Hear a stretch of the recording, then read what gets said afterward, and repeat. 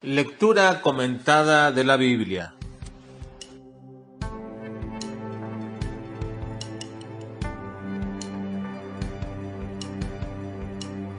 Números capítulo 4 al capítulo 6. Los levitas son de Dios. Los años de servicio.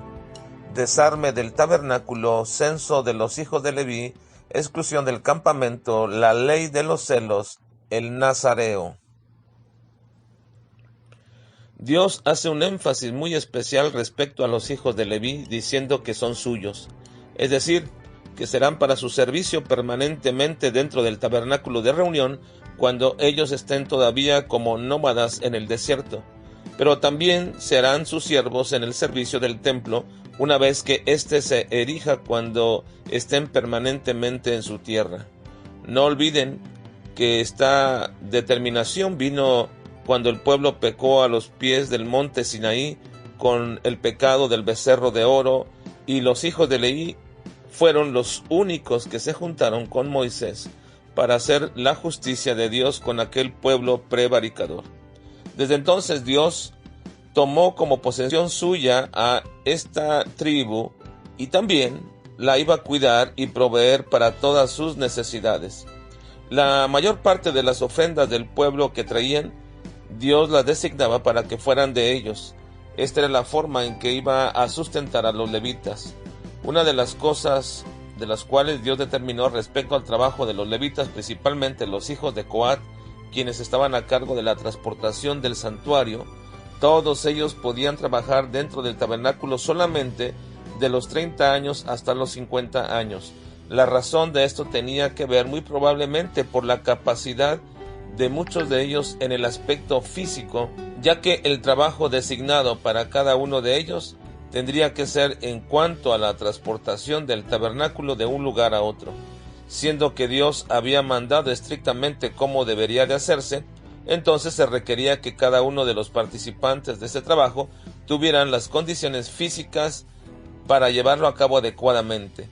El servicio en el sacerdocio entonces tenía un tiempo determinado de 20 años de trabajo.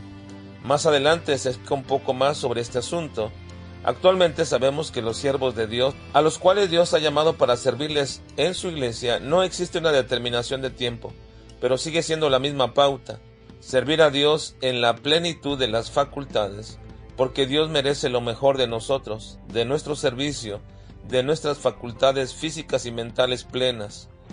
Cuando éstas van aminorando, es tiempo de pensar en un reemplazo para que la iglesia de Dios siga caminando. El trabajo de los levitas era muy delicado y a veces extenuante.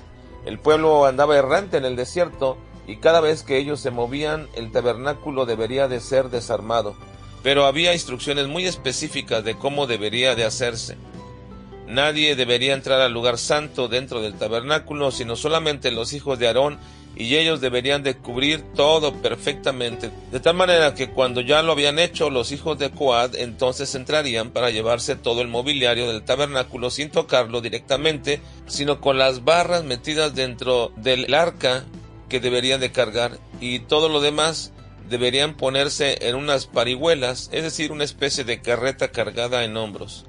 Deberían ser empacadas todas las cosas correctamente, debido a que todo el mobiliario era santo y Dios era muy específico en cómo y quiénes deberían de hacerlo.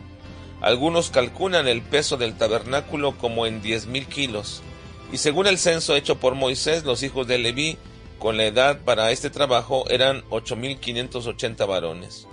Esto no era un trabajo voluntario. Moisés y Aarón asignaron por sus nombres todos los utensilios que ellos tenían que transportar.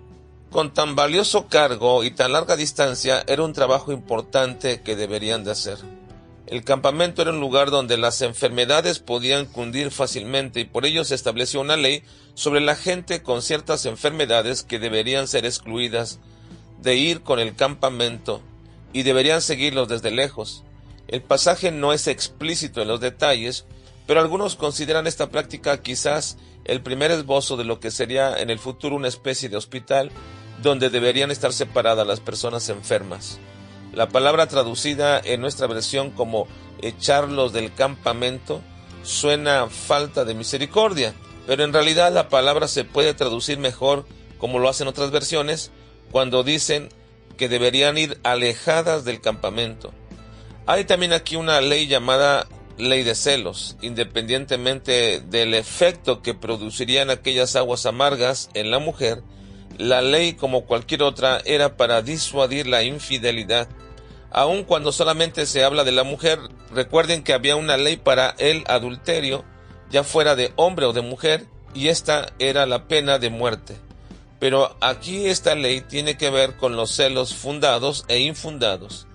Dios siempre ha querido que el núcleo familiar viva en armonía, y cualquier especie de celo en la familia, en el trabajo o incluso en la iglesia, tiende a ocasionar disensión. Y el Señor siempre está buscando nuestra unidad y paz. El voto del nazareato era un voto especial de dedicación a Dios. El nazareo no debe confundirse con el gentilicio nazareno, es decir, alguien procedente de Nazaret, como comúnmente se hace con Jesús. Hubo bastantes nazareos notables en la Biblia: Sansón, Juan el Bautista y Pablo mismo. Las restricciones durante su época de voto son especificadas en este pasaje, pero sobre todo se recalca la abstención de vino, cortarse el pelo y de contaminarse con muertos.